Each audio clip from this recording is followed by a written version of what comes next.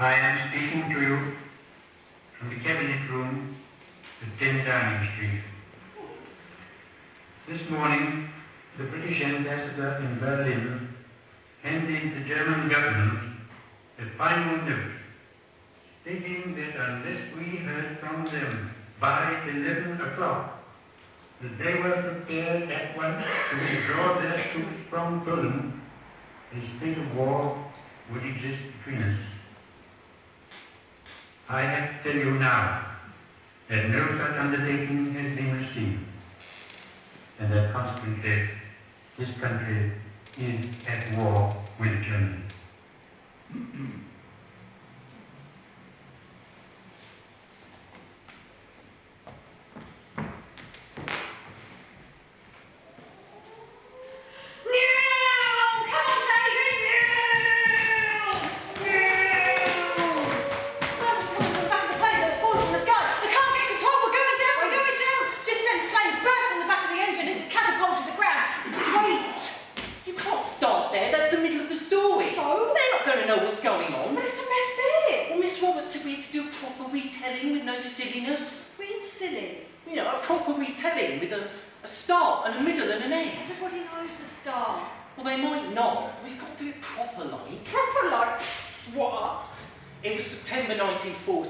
Not long after the outbreak of war, we were evacuated to the countryside for our own safety. Codename Pied Piper, they called it. Well, that's what my man said anyway.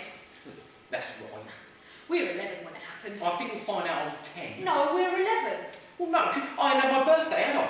Well, I was 11. We were evacuated with the rest of the children in our school to Exeter. It was a pretty frightening time because the Germans were bombing London. I wasn't scared. I didn't want to go. I'd have done anything to stay. That morning I woke up as usual. My mum and I had been sleeping in the cellar on the bunks my dad had made last time he was home. Time to go now. Come on now, eat your apple. Let's look lively. It's 5:45. It's 6 o'clock by the station. It's 2:45 now. There. I said only one case, so there's just enough room for one change of clothes and all the things you wanted there at the bottom. I'll get the rest to you when I know where you'll be. There you go. You'll do. Do I have to go on? Oh, David. Do you remember what I said when your father had been killed? Yeah? I said, you'd have to be the man of the house now. Remember? You saw your father crying now, did you? Eh? No, Mum. Then don't cry. See? Try and be a man like your father was, eh? Yeah. Come on then, let's get going, otherwise we'll be late. It was dark as we walked up the street.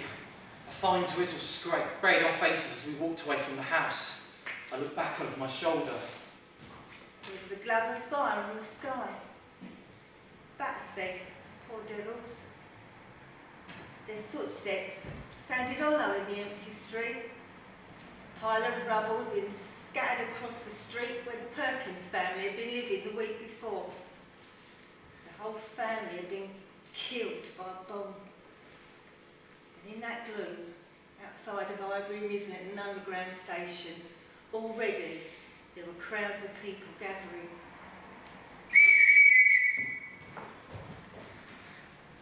Look, mind your back, coming through. Wait up.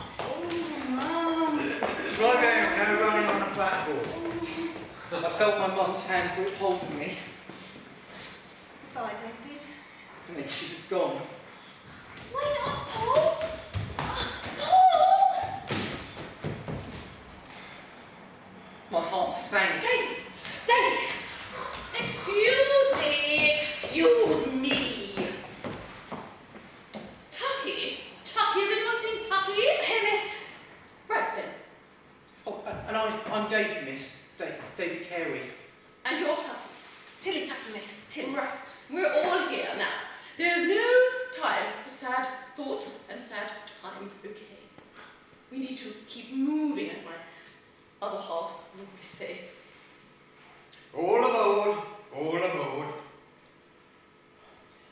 Come along now, children, form an orderly line to board the train.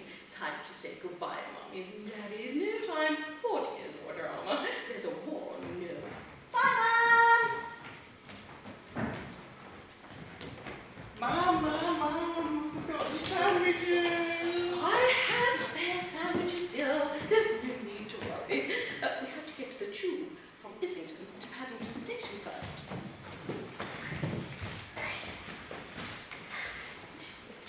The tube was packed with school children. We were like squashed sardines. There was nowhere to sit, so we all had to stand clutching hold of our suitcases, wobbling this way and that way. The tube was shaking. You could hardly hear yourself think. Boys, can you hear me, boys? Sam, you're not listening. I can see you're not listening. You can't listen and talk at the same time. Now, I know we've been through this many times before, but we'll go through it one more time just to be sure. Where are we going to, Tucky? Devon, miss. And what station do we need to go to get to Paddington, Tucky? Don't know, miss. Paddington, Tucky. You need to go to Paddington Station. And what will I give you when we get to Paddington Station, Tucky? Do you remember that, Tucky? Oh, miss. Your placards with your names on, so you don't get lost. We wouldn't want that now, would we? We're going to get lost, miss. No, Sam, we're not going to get lost. I've been the Girl Guides my whole life, and if there's one thing they've taught us, it's to not get lost. Oh, and the string, miss. You've got to give us some string. Oh, that's right, David. I'm glad somebody's been paying attention. The string is to put the placards around your neck. Remember now, Tucky? Up until that point, David had thought it only been his school that was evacuated. But when we got to Paddington, he quickly discovered that every child in London seemed to be at the station. Miss Evans shouted back at them to hold on to the belt of the boy in front, and they rode their way like a long snake through the crowds of millions of children and screaming teachers, pausing only to blow their whistles. Above that came the thunder and the rhythmic pounding of the steam engines, and the rich, exciting smell of smoke. It seemed like the train would never leave. They piled the boys onto the train, brought into a carriage. Then, the train gave a massive hiss. Shh! Choo-choo! We're off! Say goodbye to London, boys. And as my significant other Winston would always say, it's not goodbye but cheerio, for we'll be back soon. It rained all the way from London to Exeter. Lunch was Tucky's downfall. She began to go white as a sheet almost as soon as the train pulled out of Westbury, and a few minutes later she was as sick as a dog. Miss Devon did her best, but there were no corridors on that train, so all she could do was hold Tucky's hair back while the rest of us tried to keep as far away from her as possible. It was cleared away at the next station, but believe me, the smell hung on. Eventually she started to come around. My mum said it won't be long. She said it'll be over in a few months and we'll all be home soon, so it won't be long, will it? Well, that depends entirely on who wins, doesn't it? We'll win it. Everyone says we'll win it. Well, then it would be a really long war. Who says? Well, that's what my dad said when... Well, if we win, it will be a long war. If the Germans win, it will be a short war. But we won last time. We won, didn't we? Yeah, and what we did before, we can do again. That's right, isn't it, miss? What is? The war, miss. David said we won't win it. You heard him. But we beat them once, we can beat them again. Stands to reason, doesn't it, miss? No, it doesn't stand to reason. I think we shall win the war. I hope we do. But it won't be over in a matter of weeks or months. It will take a long time. It may be a year or two, maybe more. But it won't be over for a long time. Now you will have a new home and a new school, and it won't be easy for you. But it will be easier if you can understand that you won't be going home for a long time. You will go back to Islington, but not for a long time. Understand? The carriage fell silent. All right, let's be having you. Miss Evans led us through the ticket barriers towards a waiting bus. It was already evening, and cold too. All right. Where are you lot from? London. London? Which part of London? Islington. Islington? Not heard of that one before. The engine on the old bus was really noisy and it rattled underneath us. The roads were really bendy, and the driver could only have dim lights because of the blackout. Well, we all thought you were going to be sick again. Well, I knew you were in the countryside somewhere. Yeah, only because I told you. No, because I could see the twills, the trees and the hills. You were just falling asleep on my shoulder. No, never. Yes, you were. Only for a bit. Well, just then, the bus came to a halt. Don't forget your suitcases and make sure they're your own suitcases. Understand? Yes, miss. The lights of the village hall were blinding at first. There were faces all around us, gawping and whispering and pointing. Tucky and I sat on a long wooden bench at the back and just waited to see what would happen next. The children have had a very long day, so I think we ought to get them off to bed rather quickly. They all have placards around their necks, and I know some of you are having one child, some are having two, maybe more. Once you've chosen, please come and register them so that we know where they all are. We wouldn't want to lose any, would we? So, as my dear significant other wisdom would always say, it's best to be organised. So, start with the front row first, and the back row will move forwards. Paul was the first to go. Goodbye, Paul, and be good. Don't know what they're in for. Next up was Sam. He went with the man with the limp and the black and white dog. Billy Watson, Graham Preston went together. And so did Christopher Notley and William Perkins. No, Christopher went with Wendy Bishop. William went with the vicar and his wife. Oh. Well, eventually the hall started to empty. There was a small knot at a table at the door. Something wasn't right. Everyone just kept looking back over to us with worried expressions on their faces. Nobody had come for us. I was trying to build up to that! They had to go somewhere.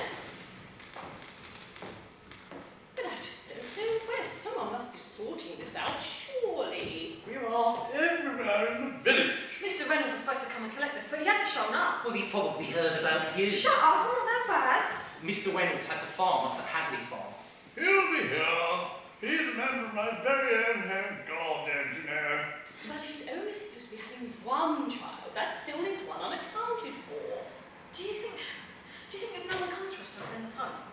Well, I doubt it. Well, why do you think no one chose us in the first place? Well, they probably didn't choose me because I'm sitting next to you. And they probably didn't choose you because you're sitting next to me. Well, let's face it, Tucky, we're not exactly the prettiest pair, are we? I can tell from the tears in her eyes that she was hurt. Did the tears in my eyes? Dust. I can't park the horse there. Oh dear. Sorry I'm late. I've come from one of them children, like. Mr. Reynolds, I presume. Why, and who might you be, my dear?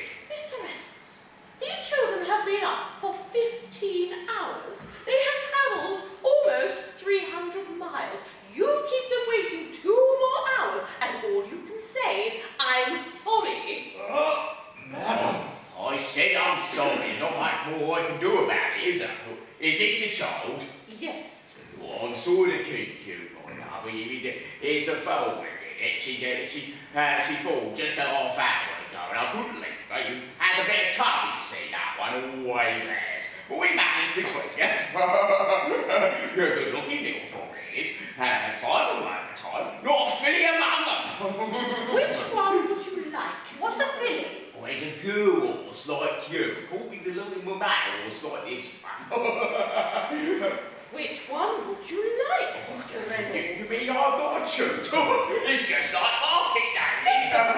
Well, this one's a bit fat. Oh, this one's very tall. And this one, well, he's very skinny. I mean, there's not much meat on him. Mr. Reynolds, this is a very serious matter. Yes, all right. It's a very, very serious matter. Very serious indeed. I mean, I'm meant to choose one of these two, looking at each other in the face and choose one of them and not the other, like. I mean, how do you think the other one's going to feel, eh, when I don't choose, eh? I don't know what's going to happen. Don't know? A miscommunication, it seems. Not on my part! Well, I don't suppose you could take both of them. They are friends and we'd be very much obliged. well, I'll tell you something for nothing, lady. It's going to be both of them or neither. That's what it's going to be. There's going to be no choosing, like. But, I mean, have you thought they might not like the look of me? I mean, have you asked them? Look, I'm 42 years old, married, no children. My name's Jerry Reynolds. I own 96 acres of barley, sheep, cows, and a few acres of potatoes. It's only a small cottage, like, but not much room, so you're going to have to share and do your bit around the place. So what do you say?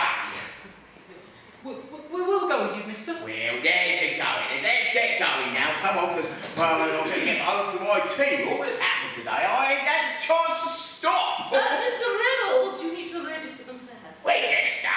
Yes, it's regulations. We need to know where the children are. Well, you know where they're going to be. They're going to be in Umney Farm, like with me. You stick that in your register. Good night to you. Goodbye, children. And as my dear significant other Winston would always say in these situations, keep a stiff upper lip and you'll be fine.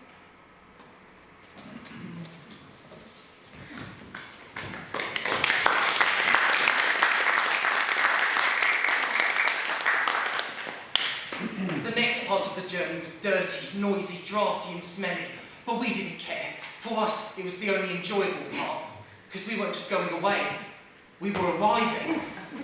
What's that in the back, mister? Mr. Reynolds to you, my dear. I mean, no, Mr. Like. Well, it says in a little orphan lamb, mother died this morning, and I can't convince any of the others to take her on, like. But she's happy in the back, all stuck with store, like. We had to be dead quiet when we got back to the farm, because Mrs. Reynolds was already asleep. They had to go to sleep early because they had to be up early in the morning to feed all the animals. Mr. Reynolds showed us to our room. It was small, but warm, and we didn't mind. We were so tired, you see, after the long journey. You'd best get yourselves off to bed, like, you two.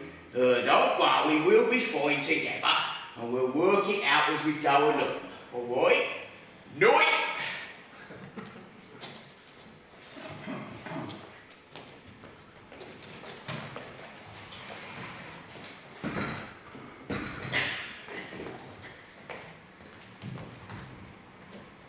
Now, you must call me Anne. None of this Mrs. Reynolds luck, huh? And you are David and Loki, right? It's Tucky, Tilly Tucky. Oh, Tucky, right. Forgive me. Now let me join you. Jerry has told me all about you. He has to milk the cows and feed the animals before breakfast.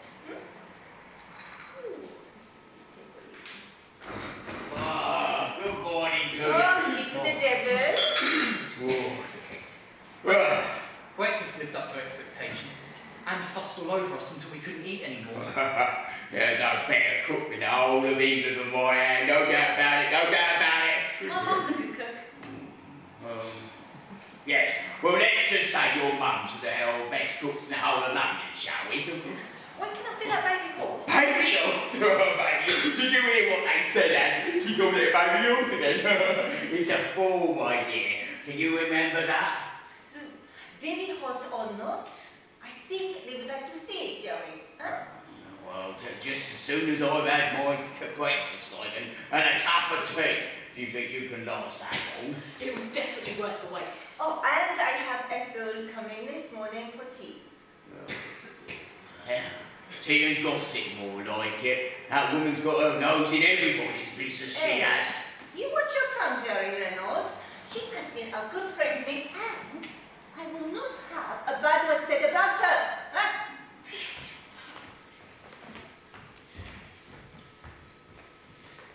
All that day, Mr. Wendell showed us around the farm, and we got to see so many new things. Squawking hens. And the chickens that laid eggs. Fluffy sheep with woolly coats that went bah! And the cow with brown and white patches that came wandering towards us. And we got to help that foal that was born the night before to stand up on his feet for the first time. Wibbly wobbly, wibbly wobbly. And we helped Mr. Wendell put the stakes in the ground for the fencing. Yeah, Mr. Reynolds said I was the hardest worker he'd ever seen. Yeah, well, when we carried the pail of water up the hill, he said I was the strongest because I didn't spill any water. Late that morning, Anne's friend Ethel came up for tea. I don't think she liked us all too much because she just stood there by the gate staring at us. Just giving us this evil glare. Ethel Watson was a nearby neighbour. She lived in the village her whole life, as had most of her family, looking after the family's farm that she'd inherited. She was a short and rounded lady with a thick but tidy layer of hair. She had a very kind nature, but she did have a sharp tongue and a very frosty temper. She was the steward of the local village and the founder of the local neighbourhood watch, although some would question her motives for creating such a thing as to learn and share idle gossip.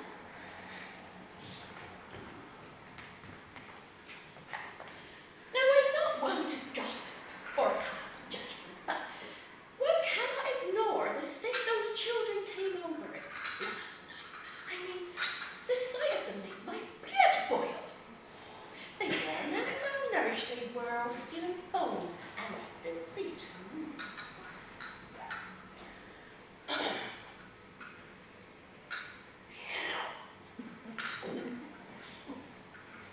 They were like a needy bath. Poor Betty Davis has got a boy who won't stop jumping out of his skin and scratching. She sure has got lice. Then there's the news. They've got some girl who won't stop talking and has got terrible table manners. Then there's the luggage that they put on. I'm not one to cast judgment, but what sort of mother sends her child off to be a guest with only 2 undergarments and less than a few clothes? I said to her, Mrs. New, it's not your job to clothe them too, you know. Old Billy Brown, he wanted a boy for his farm, especially with it being the lambing season. But the boy, he's almost up crying for his man. Oh, he woke up this morning and the bed was wet through. It was a good job I was passing when I was. If I wasn't peering through his side window when he wouldn't answer the door, I wouldn't have been able to help him. I see you've got 2 children you're only supposed to be having them one. Well, when he got there, there was only 2 there, and there was no one else to take the other one. He didn't have the heart to leave one behind. Oh, that's his trouble, that is. He's too kind-hearted.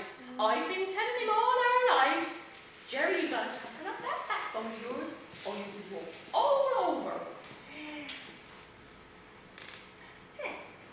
another jam time. Oh, wow, Reynolds, you're trying to spoil my figure. Oh, I never just think you're me too. Don't you tell my noise. No. By Sunday evening, we knew our way around the farm. It was as if we'd been there for months already. What do you like best, here or London? I don't know, I can't say. Wish my dad was like you. I've never heard him shout. Well, my dad's always on a move. Yeah, well, my dad never shouted. Can you still remember your dad? Yes, yeah, of course I can. Bet you hate him after they shot your dad's plane down. Yes, of course I do. I asked Dad if Mr. Reynolds was going to go and fight, but she said he can't because he got injured in the last war. I told her about your dad and she went white as a sheet. You shouldn't have told her that. That's not private. That's just between me and you. But she asked. Anyway, school tomorrow. That'll be fun, won't it? New place, new faces. Can't be much worse than Miss Evers. Good morning, children. Welcome to our little school. I'm your only teacher, and my name is Mr. Cooper. Though I'm sure the children call me something else. I require you to be polite, honest, and hard-working. That's all. And we'll be very happy whilst you're with us. Please, sir, where are the other kids from our school? Oh, yes. Your friends from London, they went to Emily School. It's much bigger there, and there's much more space. David and Lucky are evacuees' children. Yes. You must remember, they're away from home, so we all seem very strange to them. We must welcome them and make them feel at home. The other children were a bit cautious at first, but that soon changed, and then we were bombarded with questions. What's the line? They're in London. Have the Germans really started bombing London? Have you seen anyone blown up? And then that all changed, and they got used to us, and we were just the 2 townies. Oh, the parents want to play footer.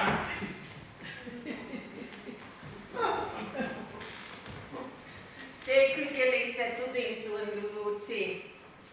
There was a walk to school after breakfast, usually in the rain. Then morning prayer, followed by the first lesson, always with the gas mask. And oh, they would sweat whilst they tried to concentrate on Mr. Cooper's voice. They would chase each other across the field all the way home, where I would have all the tea ready for them. And all spring they would go for long walks to where the sheep were kept. The war, London and Islington was, how you say, a different world. And David, he would receive a letter from his mother once every month. But Tucky's parents, they rarely wrote. And David, he would keep his letters under the pillow. There were signs of the war, though. There was the searchlight and the observation post, and of course, the gas mask drill. But there was no more bombs, and no more fear. Occasionally, they would listen to the gruff voice of Mr. Churchill or Mr. Reynolds Wallis set. That is when the laughter would disappear from my eyes, whenever the war was mentioned. But it hardly ever was. That is, until one night, in June, when it all changed. Mr. Reynolds and I had gone out for the evening, and they were on their own in the house.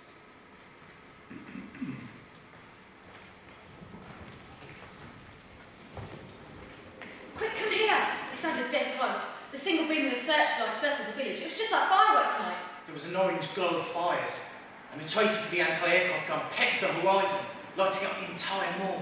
Tucky, what? Listen. Can you hear that? It was close enough. The deep throb of an engine, punctuated with spluttering. I leaned further out the window, craning upwards to look at the sky. Careful! Look! It came from over the moor. Did you see that? Red flicker first, and then 3 lights falling down from the sky. It's a plane. It was hurtling towards the ground with smoke pouring behind it. It's going to crash. The searchlight, why doesn't it come this way? They're going to miss it. The plane zoomed further and further down till it's gone. It's disappeared. Neither of us said a word. It was German, wasn't it, Davy? It must have crashed. It must have crashed. It was going down the whole time. But did you see the explosion? There wasn't one. Well, maybe it landed. There's places it could land out there. What? In the dark, no engines? What about the smoke? It must have crash landed the hills. There won't be much left of it. Or it landed. I mean, my dad always used to say that, well, whenever a plane goes down, we would have seen and heard the explosion. Everybody knows about it. But they can't stay down there. It's too dangerous. It has to come back up. If it doesn't come back up again, then it's either crashed or landed. But either way, they're still alive. We continued to watch the skies for an hour, but nothing. Just then, Mr. Reynolds and Anne came back.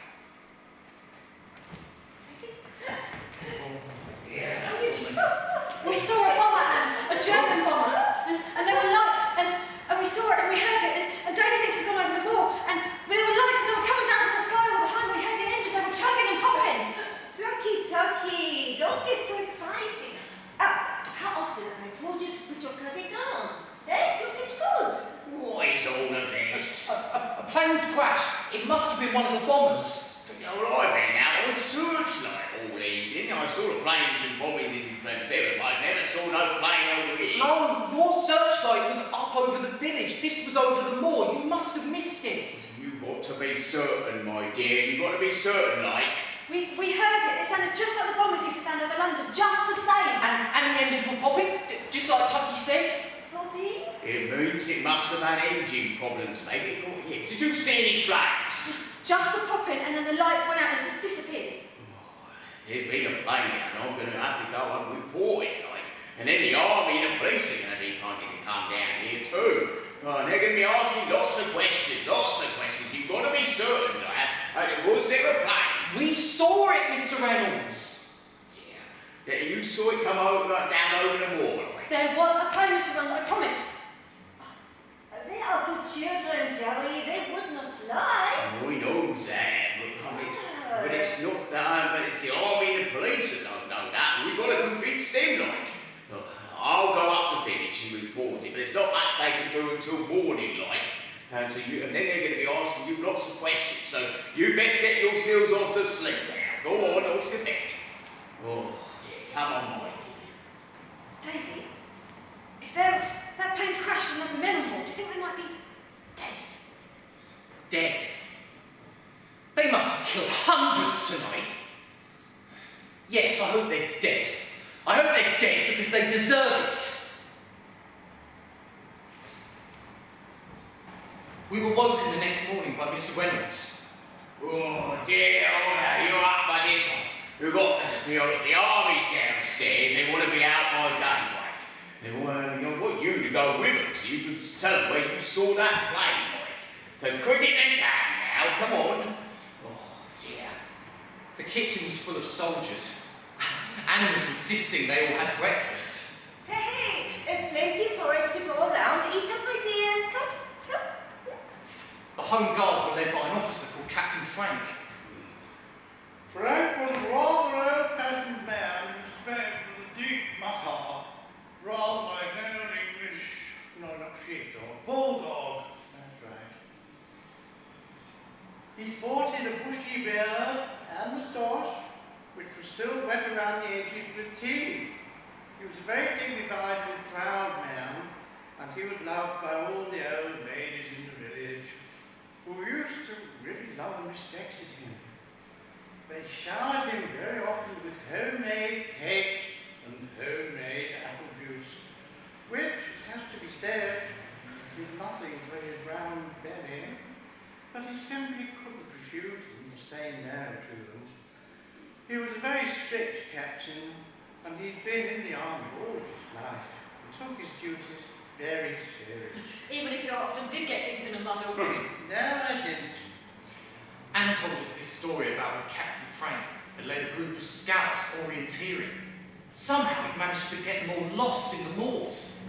That wasn't my fault. There was a really nasty fog on me all over the moor that afternoon, totally beyond my control. And then there was that time when he... That's quite enough of that, thank you very much. Now then, let me see. Yes, there's a war on, you know, and we have a story to tell. What's the next bit? Well, I'll tell you one thing. There's definitely, I can vouch for these two youngins. What they're saying, Captain, is definitely true. Outside was a grisly, rainy dawn. There's a whole line of trucks like blocking the lane. The officer soon gave the order to get started, and Anne gave us both a hug, and we climbed into the back of the jeep. 10 times the convoy halted and the soldiers spread out over the moor, but there was nothing. It was as if the plane had just vanished. The officer started asking us about the shape of the hills and if we recognised anything. But it was dark the night before, so everything just looked the same. The officer was looking less and less pleased. The soldiers who were friendly at first were becoming frustrated and annoyed. Eventually, we just gave up and decided to go home. They didn't believe us. Oh, don't worry, my dears. Maybe that plane wasn't as low as you thought it was. Maybe it managed to pull itself up. Or we missed it. The moor is a big place. Yes, well, maybe you're right, but I don't think you are. There was a plane, Mr. Reynolds. We saw it, I swear. Of course you did. And we both believe you. Off you go now. It has been a long day, and you both must be tired. Hey, let's think no more of it. But we couldn't stop thinking about it. Soon the word got round the village, and by the time we got into school, everybody was poking fun at us and laughing. A flying saucer, someone called it. Oh, you still think that there's a plane up there, do ya? I know there is. Oh, dear. But we searched all day, and there was nothing. Can't we look? Can't we look for ourselves? Oh, please, Mr. Reynolds, one more try. Well, I suppose you can, but I can't come with you, mind you. I mean, too much to do. So, what I suggest is that you go up there by yourselves. It's a nice clear day, Mike. But no great adventures, folks. You stick to the tracks. If you don't find that plane, well, it'll be a nice one for you. Will you be safe? Yes, of course it will. We've been up there plenty of times. As I said, it's summer now. I'm sure there's not much that can go wrong. Just Keep to the tracks. Oh, look, all right then. But you must take this. It belonged to my father. It is a compass. Huh? Cooey! The door was open, so I thought you might just let myself in. Would it matter if we did? Of course you can come here. You are always welcome. My, you children have been busy. I've heard the news. I'm a little bit disappointed, though, and that you didn't tell me first. Oh, it happened so fast. Joey fetched the guard and it's railroaded from there. So what did they say? I heard you saw a German plane. There were supposed to be dozens out there looking. Would you like some tea? Do you have any of those toasted tea cakes I love? Then you can tell me all about it. I won't breathe a word because you know I'm not one to gossip. There's a war on, you know.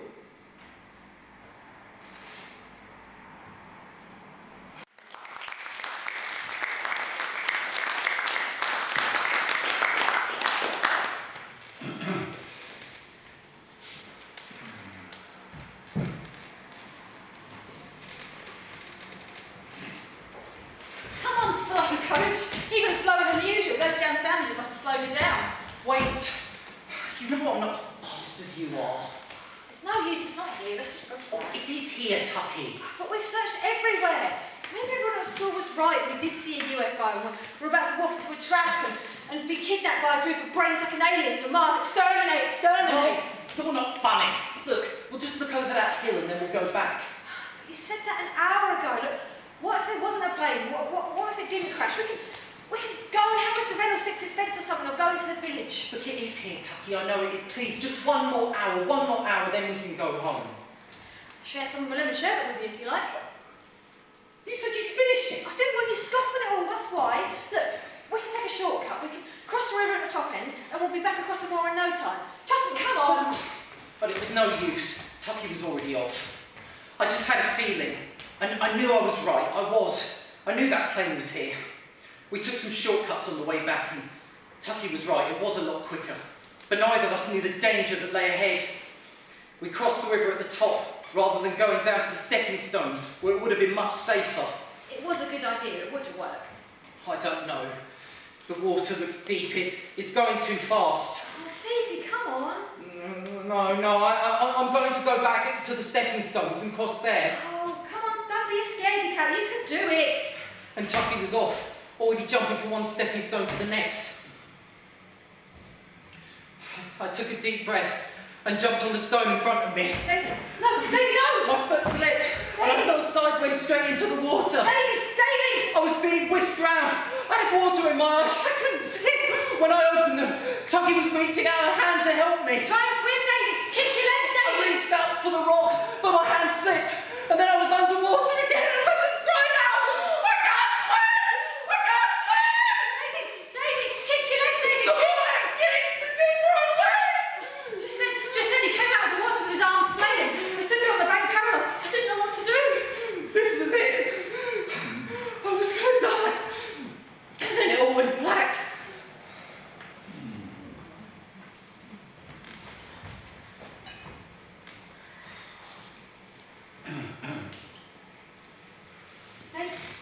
David, you're right. Can you hear me? We were right, David. We did see a bomber, a German bomber, and there's two of them here. Two? Two of them. This one's hurt, but he pulled you out the river. Your friend, he's well now? He is better? You tell him, mister, you're German. You're German, aren't you? We are German. Yeah. See, David, we did see a plane. Didn't I tell you I was right? You were in that plane? No. You must forgive my friend. He's very little. We were hit, and then we lost power. We had to crash lands. You mean, they've been out here all week? The plane crashed, landed in the bog. Like, do you remember that story that Mr. Reynolds told you, that horse and rider that got sucked down? That's what happened to their plane. Well, that's what So he you've been told out me. here all week? You were bombing Plymouth? I suppose so, but that one's hurt his leg. But he pulled you out the river. He put that blanket around you and got you warm. We need food. Food and blankets. Will you help us? Help you? You come here bombing and killing, and you expect us to help you? It is a war. In war, people die on both sides. What are we going to do? German. I mean, how many do you think they killed? Could have been their bombs that hit the Perkins house back in Islington. Did you think about that? How many do you think they killed? If he saved your life, he needn't have done that, David. He could have let you drown.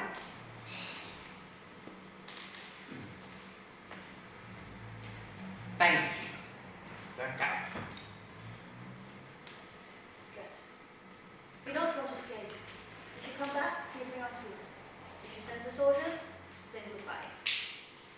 We still had an hour's walk back to the farm. Neither of us said a word about what we'd just seen. They were Germans, they were the enemy. We had to make sure that they were captured. Where have you been? I have been so worried. David, what has happened? You're down. What happened? I just I slipped in the river and I fell. It was lucky I was there, and I can tell you, because the river wasn't very deep and it wasn't very fast, but it was lucky I was there. Because he can't swim, and I leapt in and fished out the river, didn't I? It was lucky I was there, and yeah. Yeah. David, are you all right? Yeah, you look as if you've seen a ghost. Are you still cold, eh? Let me go make up a hot bath for you. We agreed. He said we'd tell them. We have to tell them. We agreed nothing.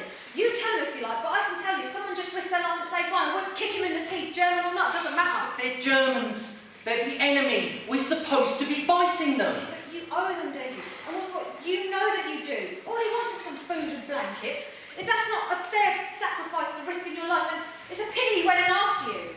Look, I like you, David. We've been best friends since forever, but if you turn those Germans in just because your father... My father! That's what it is, David, isn't it? They're Germans, and the Germans killed your dad, so you hate every one of them. All right, we'll do it, but not for long. And whatever happens, Mr. Reynolds and Anne can never find out. Nothing must be missed.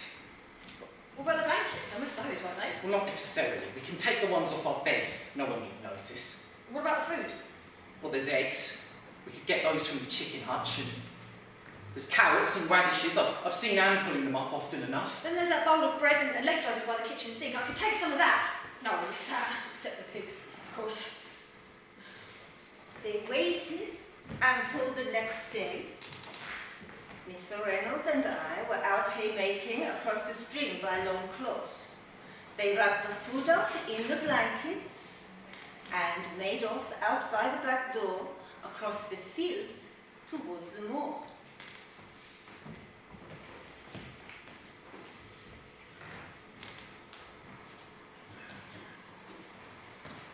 Have you brought food?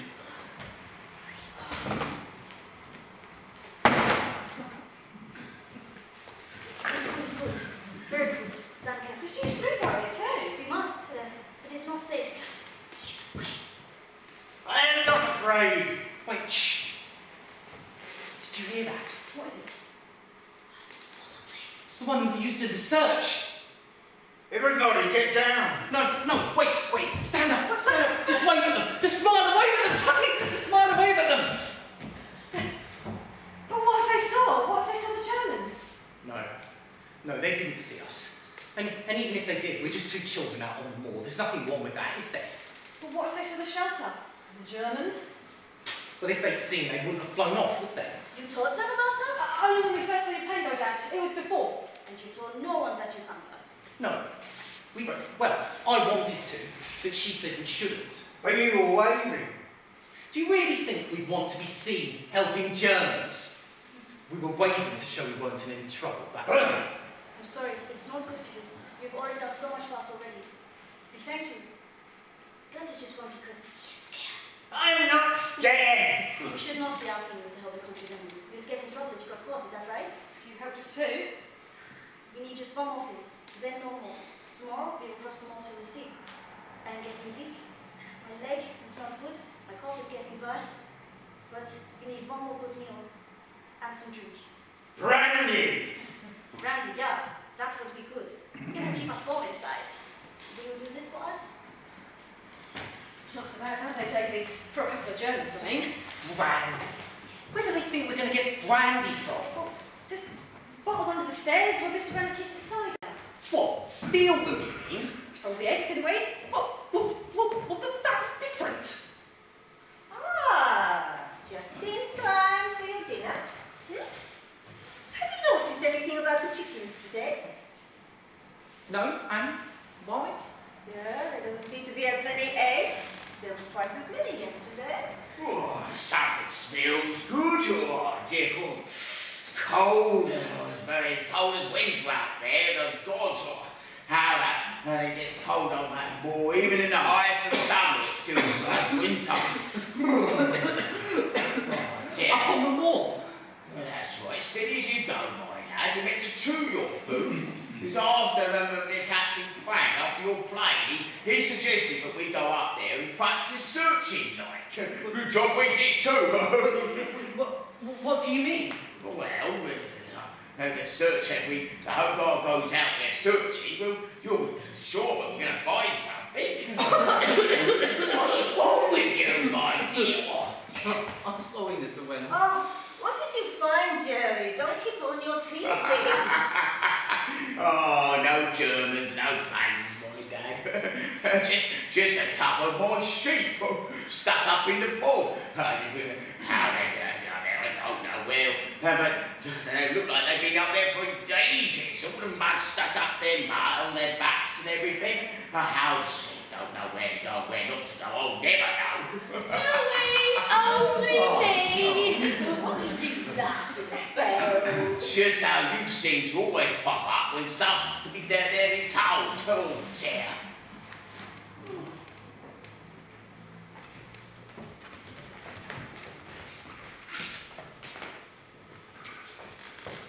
Later that night, there were more bombings in the distance. Tucky couldn't sleep, and as she was coming back in from using the outside toilet, she bumped into Anne. I think Anne knew that Tucky couldn't sleep. Fancy some hot milk? It's a terrible thing they do. War, I mean. No matter what side you are on, you will never ever really win. And all it brings is devastation. Tucky didn't know what to say. She just looked at Anne with the tears in her eyes and the sorrow in her voice. She'd never seen Anne like this before. When I was young, I watched the fires burning in my country too. It is a terrible thing to see. What do you mean, your country? I am French. Well, I was French until I married Jerry, and now I'm English, like you. And I think of France as my country, and I miss my home, like you and David do. And like David, I too know what it is like to lose a father to the war. Your father died in the war. The Great War, yes. He was asked to enlist, and off he went, and that was it. I'll never forget the last time I saw him. He put his arms around me and kissed my forehead. He smiled. Be happy. That's what he said. Always be happy. That, and always treat others how you would want to be treated yourself. She smiled long and hard at Tucky before taking her empty mug and moving away. Tucky couldn't forget what Anne's father had said. Always treat others the way you'd like to be treated yourself. She hurried back up to the bedroom where Davy lay sleeping and woke him up.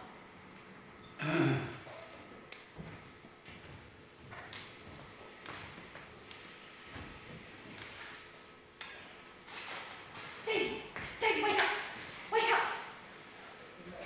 What is it now? Do you think they know? Does who know?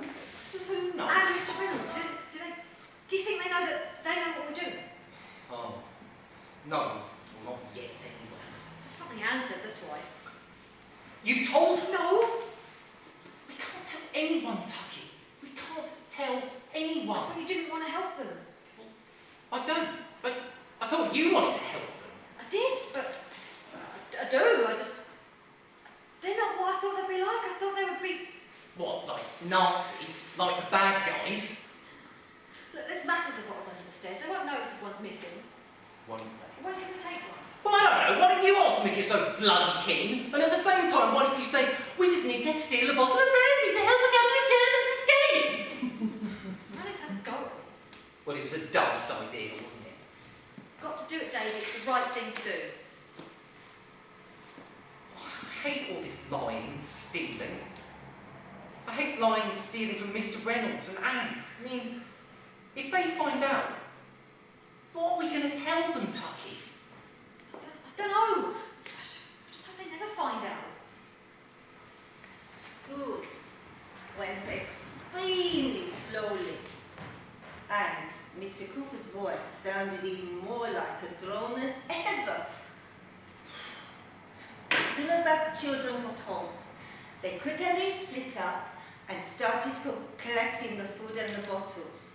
They met up at the back door, and together they ran towards the moor, Tucky holding a pillowcase of food, and David clutching a bottle in each hand. As soon as they reached the stone wall again, they climbed over it. It was clouding over, and the hills on the moor were changing colour. The stones were taking on a deeper granite rain, and the grass looked almost purple on the hillsides.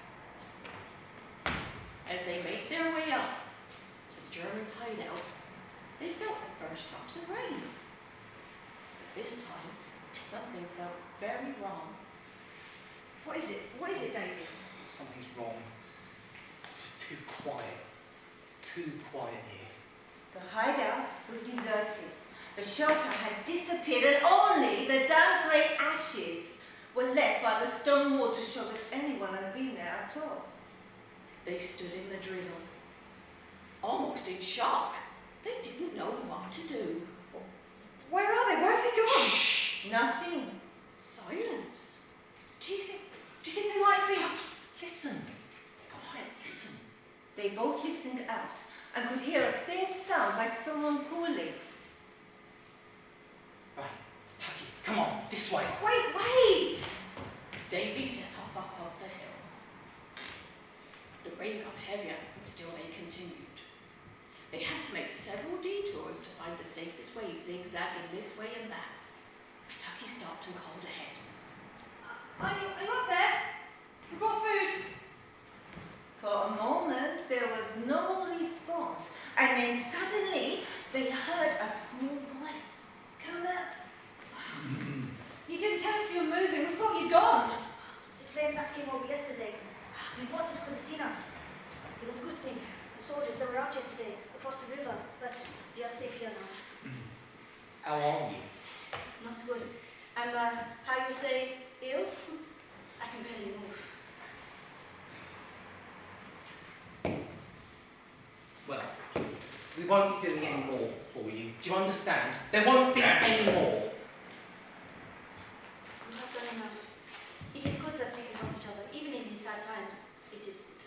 Well, we only helped you because you helped us, but we're still enemies. No. We wear the uniform of your enemies, but we are not your enemies. Not anymore. Right, well, we've got to go now. Please, there is one more thing. Oh, no, not one more thing. We've done enough. We don't want any more food. I want you to take me back with you as your prisoner. We have agreed. I'm not going to make it across the moor. So, will you take me with you? We won't be begging. All right. But you'll never make it. You know that, don't you? There's got to be 30 miles of rivers, hills and bogs. Mr. Reynolds says that nobody can navigate that moor without a compass or a map, or without knowing the moor. The army trains all over the place. If the moor doesn't kill you, then they will. In the plains, we navigate by the stars. The moor may be big, but the sky is bigger. He will try. He has to try. If you wanted to go home, and you couldn't, but you will try, but you not. They made their way back down the hill, both looking back to make sure the Germans were behind them. Tucky had the blankets. Davy stuffed the pillowcase up his jumper.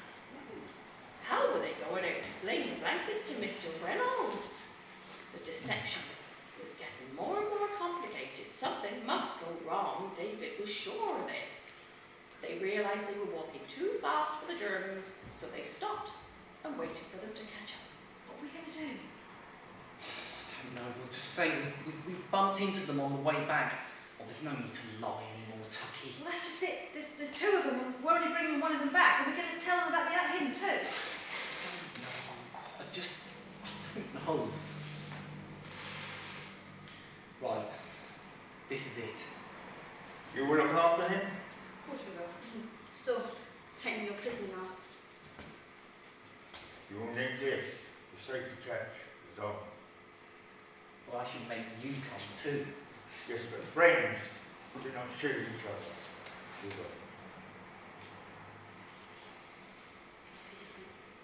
they? Auf Wiedersehen. Bye. Wait. Take this compass. And good luck.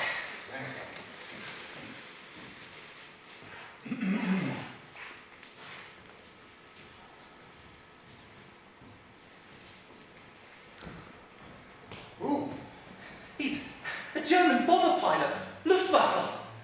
well, you can see that from your plane, I assume. We caught him. Yeah. Oh, blimey. And, oh dear. Oh, look, why don't you give me that gun, my boy, my dear? Oh. Don't you go anywhere near him, Jerry. It's dangerous. Just give me that gun, my dear. That's it. Nice and gently does. Blimey, oh dear. And will you come out here, please, and... Is that wise, Jerry? Oh, well, look. Look, does he speak English? Oh my goodness me!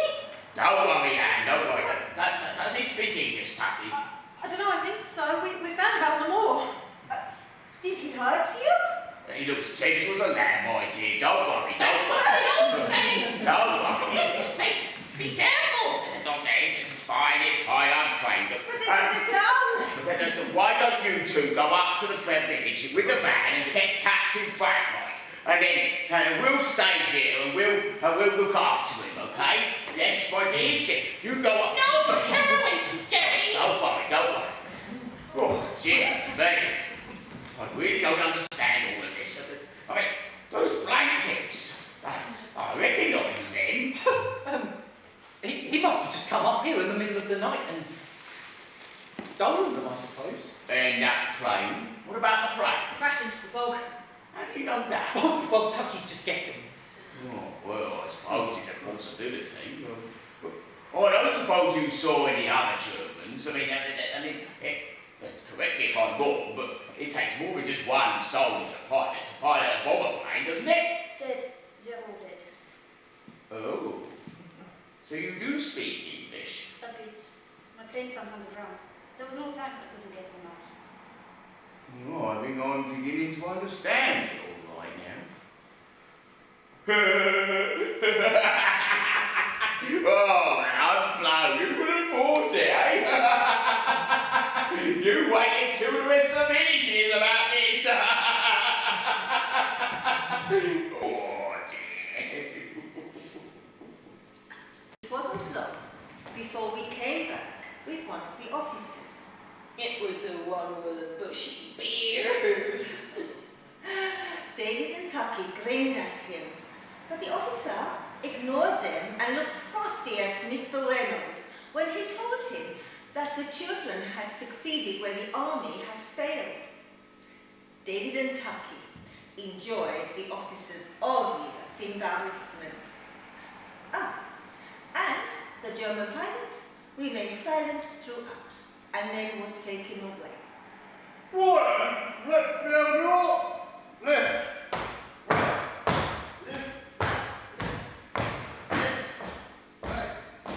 The next day at school, Mr. Cooper congratulated both Davy and Tucky for their brave efforts. Although the whole adventure was taught the village. Now, I'm not one to gossip, but I was there when it all happened. I even helped get the German pilot arrested. And I fetched the lovely up captain with the bushy beard. Mr. Cooper told Davy and Tucky to stand up if in front of everyone. May I congratulate two of our very own school children, David and Lucky, for their bravery and duty in this time of war.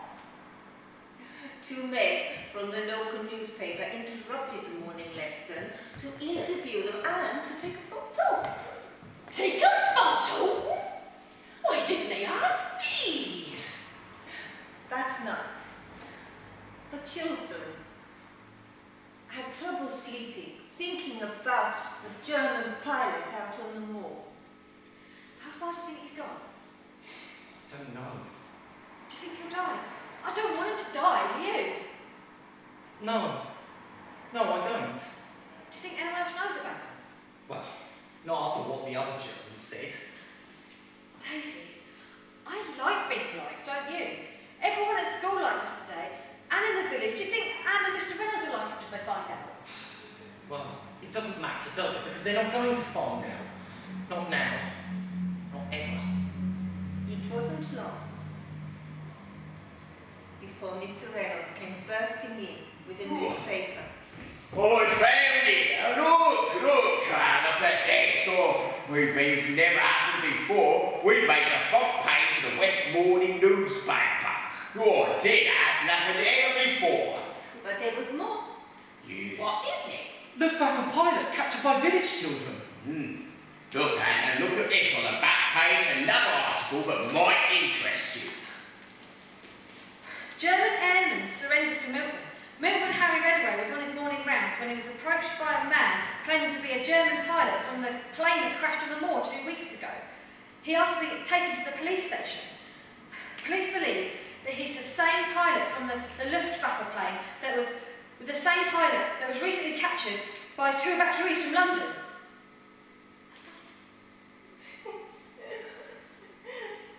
But he said they were all dead.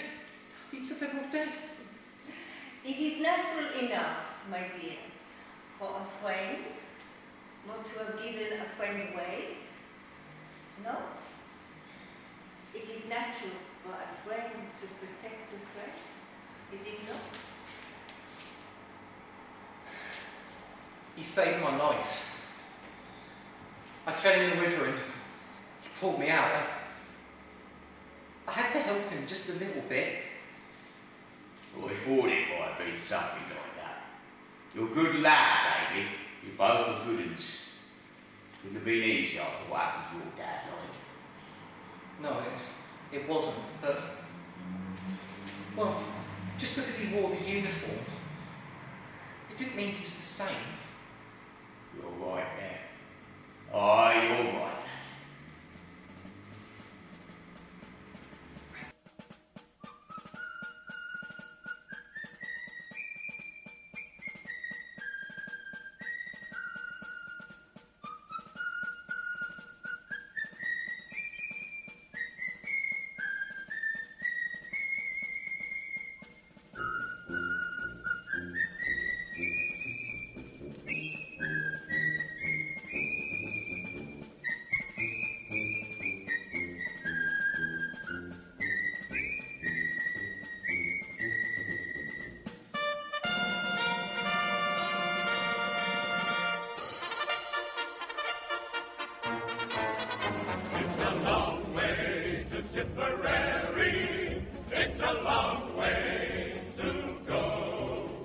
It's a long way to Tipperary, to the sweetest girl I know.